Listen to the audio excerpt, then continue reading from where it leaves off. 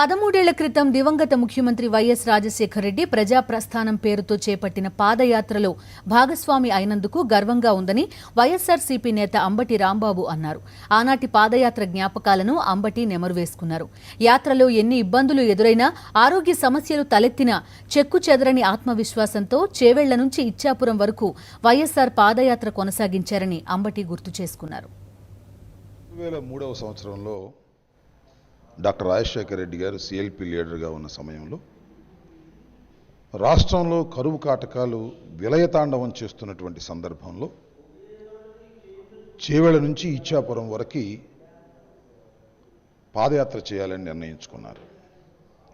అది కూడా ఏప్రిల్ మాసంలో ప్రారంభించాలని నిర్ణయించుకోవటం, భగభగ మండుతున్నటువంటి ఎండల్లో 65 రోజుల పాటు చేవెళ్ల నుంచి ఇచ్చాపురం వరకు ఆయన పాదయాత్ర చేయటం ఒక సంచలనాన్ని సృష్టించింది.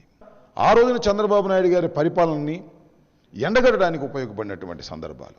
ఆ పాదయాత్ర తరువాత రాష్ట్రంలో ఉన్నటువంటి ప్రజల కష్టాలని, నష్టాలని స్వయంగా తెలుసుకున్నారు.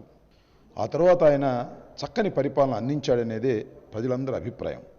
ఆ ప్రజా ప్రస్థానంలో మొదటి నుంచి చివరికంటూ పాల్గొనేటటువంటి అవకాశం ఒక 2-3కే కలిగింది.